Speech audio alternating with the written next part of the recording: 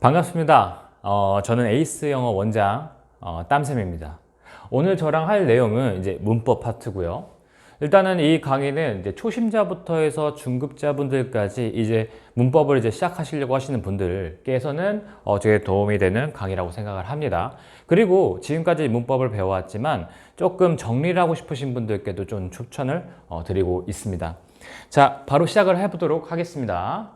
자, 일단은 첫 번째, 우리가 영어의 어순과 우리나라 어순에 좀 차이가 있어요. 우리 정확히 말하면 우리나라의 어순은 사실 보세요. 나는 너를 사랑해. 사랑해. 나는 너를. 그리고 너를 사랑해. 나는. 자, 여러분들 이런 걸 보면 어떠세요? 우리나라 사람의 입장으로서 봐도 각각의 무슨 말을 하는지, 무슨 말을 하고 싶어 하는지 정확하게 이해가 되시죠? 자, 이거 같은 경우는 잘 돼요. 그러니까 우리나라 말 같은 경우는 잘 되지만 반면에 어때요? 자, I love you. 오케이. 우리는 무슨 말인지 잘 알겠어요. 근데 자, 나는 너를 사랑해. 그런데 love I you. 그리고 you love I. 자, 요거 같은 경우는 우리가 잘 봤고 많이 봤던 문장이지만 이 문장 같은 경우는 조금 어색하죠. 사실 이런 어순을 본 적도 없을 거고, 자, 이것도 you love I보다는 me가 좋지 않을까, 이렇게 생각을 좀 하실 수도 있을 것 같아요. 영어 조금 배우신 분들은 아시겠지만. 자, 이렇게 보니까 어때요? 우리나라 말 같은 경우는 나는 너를 사랑해든, 사랑해 나는 너를이든, 너를 사랑해 나는이든, 어쨌든 문장 순서를 바꾸어도 크게 의미 차이가 없습니다. 그런데 영어에서는 어때요? 순서를 이렇게 뒤바꿔 놓는 순간 전혀 영어가 우리가 보지 못한 영어 어순이 아니기도 하고, 우리가 생각하는 영어, 자, 얘는 I love you, 나는 너를 사랑해 이지만 얘는 어때요? 너는 나를 사랑해 라는 의미가 그냥 전혀 반대되는 의미가 되고 있죠. 그러니까 이런 게 조금 차이가 있다고 생각을 하시면 됩니다. 자, 그럼 결정적으로 제가 정리해서 말씀을 드리면, 우리나라 말 같은 경우에는 자, 이렇게 순서가 뒤바뀌어도 해석이 다 잘 되고 우리나라 말로 잘 이해가 되는 이유는 조사라고 하는 게 있기 때문입니다.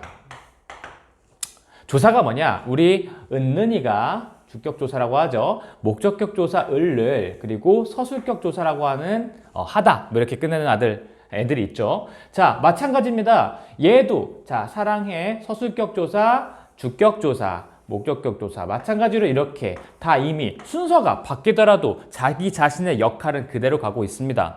그러다 보니까 이게 문장 순서가 바뀌어도 우리가 알고 있는 각각의 역할이 그대로기 때문에 해석상 차이가 크게 없습니다. 근데 문제는 자, 영어죠. 영어 같은 경우에는 제일 중요한 건 어순입니다. 그래서 조사 같은 경우가 우리가 이게 주격 조사, 목적격 조사, 서술격 조사가 결정되어 있지만 조사가 붙음으로써, 하지만 영어는 위치가 그 어순이라고 하는 게 굉장히 중요합니다. 순서대로 나가야 된다는 말이죠. 그래서 자기 마음대로 순서를 이렇게 뒤바뀌었다가는 이거는 전혀 영어가 아니고, 이거는 되긴 하지만 조금 영어가 이게 의미가 좀 달라지죠. 자, 이것처럼 영어에서는 어순이 굉장히 중요하고 순서가 굉장히 중요하다, 이거를 먼저 알고 지나가셨으면 좋겠습니다. 네, 자, 품사와 자, 이제 뒤에서 이제 문장 성분이라고 하는 걸 배울 거예요. 일단은 영어를 구성하는 데 있어서 이제 부품 같은 녀석들이죠. 품사라고 하는 녀석과 우리 주어, 동사, 목적어, 보어라고 하는 문장 성분이라고 하는 거를 지금 두 개의 카테고리를 잘 구분을 하셨으면 좋겠는데, 먼저 품사부터 먼저 말씀을 드릴게요. 품사는 총 8품사가 있어요. 근데 그 중에서 저희가 오늘 할 거는 자, 명사, 동사, 형용사, 부사 요 네 가지만 다루게 될 거고요. 그 다음에 자, 문장 성분에서는 각각의 주어, 목적어, 보어, 동사를 오늘 다루게 될 겁니다. 문장 성분은 별거 없으니까 지금 먼저 빨리 끝내고 뒤에 있는 품사, 각각의 명사, 형용사, 동사, 부사를 설명드리도록 할게요. 먼저 문장 성분이라고 하는 거는 자, 이렇게 총 네 가지가 있습니다. 주어, 자, 목적어, 보어, 그 다음에 동사라고 하는 요 네 가지고요. 일단 주어부터 먼저 보겠습니다. 주어를 우리가 영어로 subject, 그래서 우리가 s라고 앞으로 얘기를 할게요. 좀 약속입니다. 그 다음에 자, 주어라고 하는 거는 주체가 되는 말 그대로 주체가 되는 말이라고 해서 주어라고 하고요.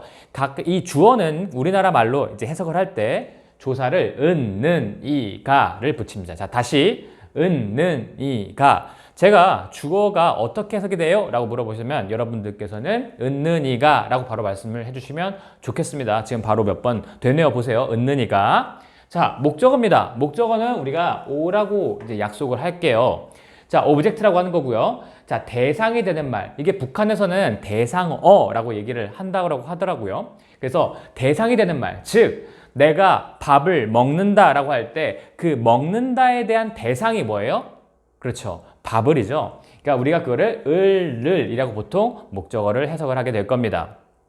당연히 여기서 나는 밥을 먹는다 했으니까 나는이라고 하는 녀석은 이제 주어가 되는 거겠고요. 그쵸? 자, 목적어도 마찬가지입니다. 목적어는 어떻게 해석한다고요? 을을. 다시 목적어는 어떻게 해석한다고요? 을을. 이렇게 말씀해 주시면 될 것 같습니다. 자, 다시 주어는 뭐라고 해석한다고요? 은느니가. 목적어는 을을. 이렇게 해석을 하시면 됩니다. 자, 그 다음 이제 보어 해볼게요.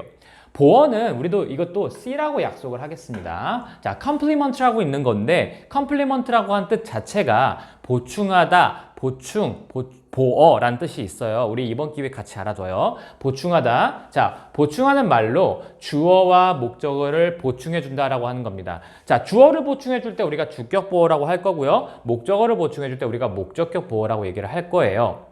자, 그럼 뭐 뒤에서 할 얘기인 거고. 자, 그 다음에 동사입니다. 동사는 우리가 알고 있는 서술어라고 하는 애들이에요. 서술격 조사가 붙는. 그래서 자, 뭐 크게 나누면 자동사와 타동사를 나눈다는 얘기인데 그것도 뒤에서 조금 얘기를 드리도록 하겠습니다. 자, 지나갈게요. 자, 문장 성분. 자, 얘들은 나중에 1, 2, 3, 4, 5형식 할 때 계속 반복해서 나올 애들이니까 지금 먼저 숙지를 해주시면 좋겠습니다. 자, 이거 지나서 이제는 진짜 본격적으로 명사, 형용사, 동사, 부사에 관련된 품사에 대해서 이제 설명을 드리도록 하겠습니다. 자, 일단 먼저 품사에서 자, 명사죠. 명사부터 설명을 드릴게요. 명사는 자, noun이라고. 우리도 이것도 약속이에요. 아까 주어를 S, 목적어를 O, 그 다음에 보어를 C, 그 다음에 동사를 V라고 했던 것처럼 우리 품사도 영어로 좀 표기를 할게요. 이게 쓰다 보면 너무 이제 정신이 없어서 자, 영어로 쓰도록 할게요. 영어로 약속을 할게요. 자, noun이라고 읽고 얘는 n입니다. 명사는 n. 자, 얘는 이름 명자에서 온 거죠. 이 명사. 그러니까 지나가는 어떤 사물, 어떤 뭐 사람일 수도 있고 여러 가지 것들, 뭐 생각, 관념 이런 것들도 다 명사가 될 수 있습니다. 자, 그런데 그거는 어렵지 않으실 텐데요. 뭐 가산명사, 불가산명사 이런 것도 들어보신 적 있으실 거예요. 뭐 지금 당장은 그렇게 중요한 건 아닌데 나중에 여러분들 좀 시험을 대비하시거나 토익 같은 거 대비하시는 분들께는 좀 중요한 부분이겠지만 당장 엄청 기초적인 내용을 지금 배우시는 과정에서는 엄청 중요한 건 아니에요. 다만 설명을 잠깐 드리겠습니다. 가산명사, 말 참 어렵죠? 셀 수 없는 명사. 셈이 가능하다라는 뜻입니다. 그래서 자, 종류로는 보통명사, 집합명사라고 하는 게 있어요. 보통명사, 그냥 일반적으로 우리가 볼 수 있는 다 명사들을 말하는 거고요. 집합명사는 우리 뭐 heard 이런 것처럼 얘 자체가 소떼, 뭐 초식동물 떼 보통 이렇게 heard라고 얘기를 합니다. 그러니까 얘 자체는 사실 복수 취급을 하는 거죠. 뭐 이렇게 집합 자체가 하나의 복수 명사로서 쓰고 있는 경우들이 있어요. 이걸 우리가 가산명사라고 얘기를 합니다. 자, 그 다음에 이제는 불가산명사. 불가산명사 마찬가지입니다. 불가산, 셀 수 없는 명사라고 생각을 하시면 되겠습니다. 자, 물질명사, 고유명사, 추상명사인데 물질명사는 우리가 물질 같은 거예요. 말 그대로 물, 불, 바람, 뭐 심지어는 우리가 나무 이런 것들도 물질명사에 해당이 되는데 지금 당장은 중요하지 않고 조금 더 나아가서 실력이 향상된 후에 뭐 교과서나 아니면은 문제집에 나오는 물질명사들을 좀 자세하게 외우시면 될 것 같아요. 자, 고유명사는요, 사람 이름 아니면 나라 이름 이런 것들 고유명사 하나밖에 없는 거 그럴 때를 고유명사. 추상명사, 우리 생각하다, 뭐 생각하는 거 아이디어라든지 아니죠. 아이디어는 아니죠. 죄송합니다. 아이디어 말고 얘가 예를 들면 뭐가 있을까요? 사랑, 뭐 우정 이런 것들 우리가 셀 수 있는 개념들은 아니잖아요. 그런 것들을 우리가 추상명사라고 생각을 하시면 되겠습니다. 자, 그런데 가산명사라고 하는 건 결국 어떻게 생긴 애들이에요? 명사가 나오는데 하나예요. 그러면 앞에 모음이 붙어 있으면 on이 될 수 있고요. 명사에다 모음이 붙어 있으면 그 다음에 명사에다가 여러 개잖아요. 그럼 s를 써서 셀 수 있는데 하나면은 n, 그러니까 하나면은 어나 on 붙여주고 여러 개면은 명사에다가 s를 붙여주는 이렇게 셀 수 있고 셀 수 없는 단수복수형이 구분되어 있습니다. 그런데 불가산명사 같은 경우에는요, 앞에 이 가산명사와는 다르게 어나 언 같은 거를 붙일 수가 없고 마찬가지입니다. 뒤에 s도 붙일 수 없습니다. 단수 복수 개념이 따로 없지만 애초에 얘는 셀 수 없는 명사이기 때문에 그냥 단수 취급을 해준다. 뭐 이런 정도로 알고 계시면 될 것 같아요. 자, 근데 지금 이게 중요한 건 아니에요. 사실은 그거는 그냥 그렇구나 하고 정도만 지나가시면 되는데 어떤 게 더 중요한 거냐면 자, 뒤에 나오는 이 역할에 대한 게 진짜 중요해요. 제가 이제 수업을 하다 보면 계속해서 제가 말씀을 드릴 겁니다. 자, 각각 품사에 대해서 명사의 역할 4가지, 형용사 역할 2가지, 부사 역할 2가지에 대해서 제가 말씀해 보세요 라고 지금 중간에 하게 될 건데 일단 이거는 그러니까 암기하셔야 된다는 얘기입니다. 처음에 자 역할부터 볼게요. 자, 명사의 역할은 총 4가지가 있습니다. 먼저 주어, 목적어, 보어, 전치사의 목적어. 다시 주어, 목적어, 보어, 전치사의 목적어. 요 4가지 역할을 반드시 쿡 찌르면 바로 나올 수 있게 연습을 해주시는 게 제일 중요할 것 같아요. 자, 일단은 명사 역할 4가지 중에 먼저 주어부터 말씀을 드리겠습니다. 그러니까 각각의 위치에 따라서 그러니까 뭐 예를 들면 동사라고 하는 게 우리 있죠. 동사를 기준으로 한번 생각을 해볼게요. 동사를 기준으로 명사의 위치, 그러니까 명사가 여기 있거나 뭐 여기 있을 때마다 우리가 그 역할이 다 달라지는데 먼저 명사의 위치, 즉 주어가 일 때는 명사의 위치가 어디로 가는 게 좋을까요? 자, 명사는 바로 앞에 이렇게 와야지 주어가 됩니다. 근데 우리 아까 잠깐 생각을 해볼까요? 주어는 해석이 어떻게 됐었죠, 우리? 그렇죠. 자, 는, 이, 가 이렇게 해석했던 거 기억나시죠? 자, 여기에 붙는 순간 바로 는, 이가 자, 명사는 뭐뭐 하다 이런 식으로 바로 해석을 해버리시면 됩니다. 자, 그 다음에 목적어 해볼게요. 우리 목적어도 우리 기억나시죠? 해석 어떻게 하라고요? 를 자, 이렇게 해석했던 거 기억나시죠? 자, 얘도 동사를 기준으로 한번 볼게요. 자, 동사를 기준으로 명사의 위치가 앞에 와야 될까요? 뒤에 와야 될까요? 당연히 뒤에 와야죠. 자, 명사가 앞에 오면 아까 주어라고 말씀을 드렸습니다.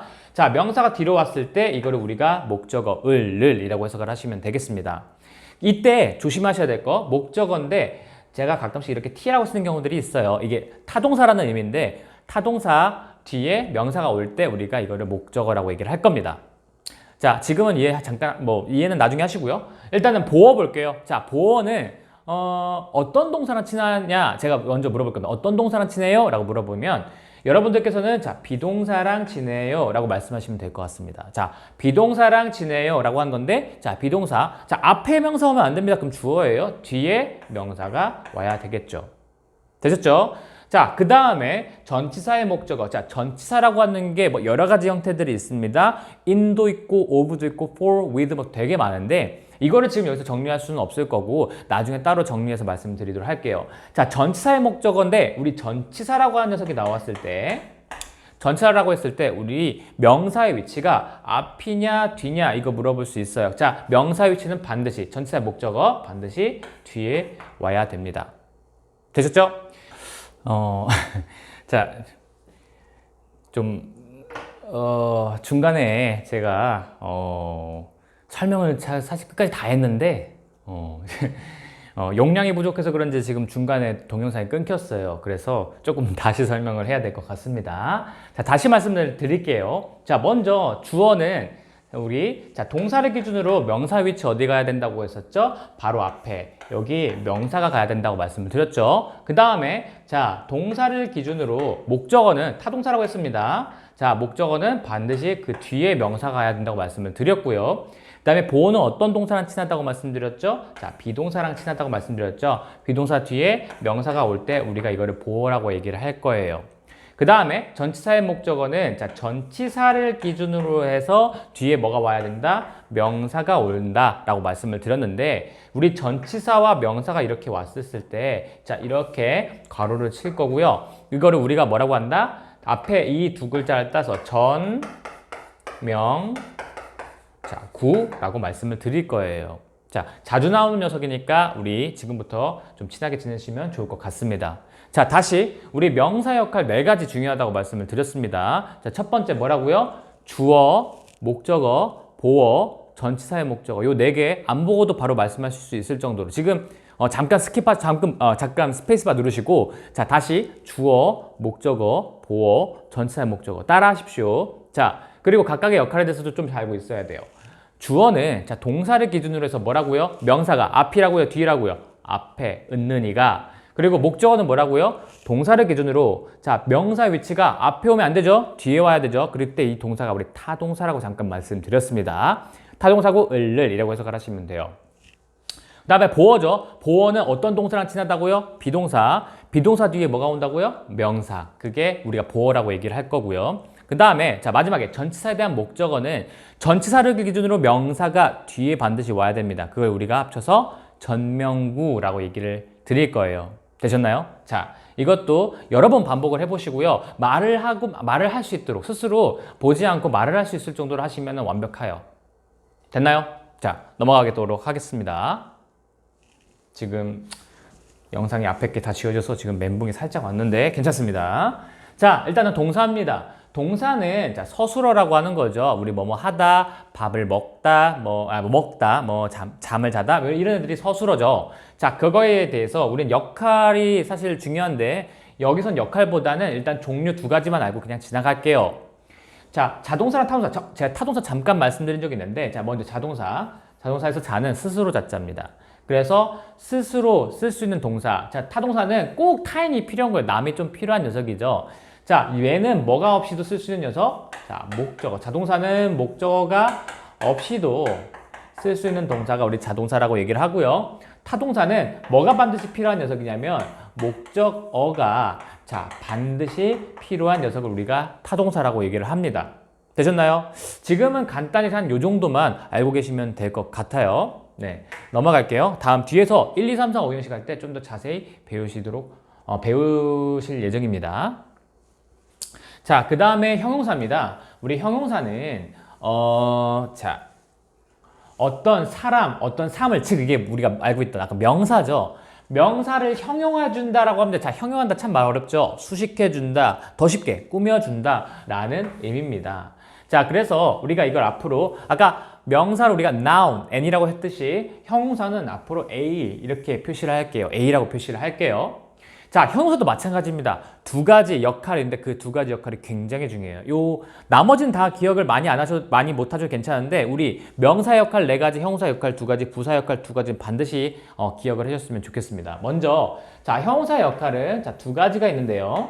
첫 번째, 자, 명사, 수식, 그리고 보어가 있습니다. 자, 형용사 역할 두 가지 뭐라고요? 명사, 수식, 보어. 자, 명사, 수식부터 잠깐 설명을 드릴게요. 자, 명사가 있잖아요.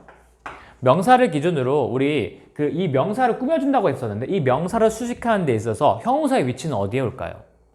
자, 여기에 올까요? 여기에 올까요? 1번에 올까요? 2번에 올까요? 네, 정답은 둘 다 괜찮습니다. 자, 둘 다 괜찮은데 조건이 있어요.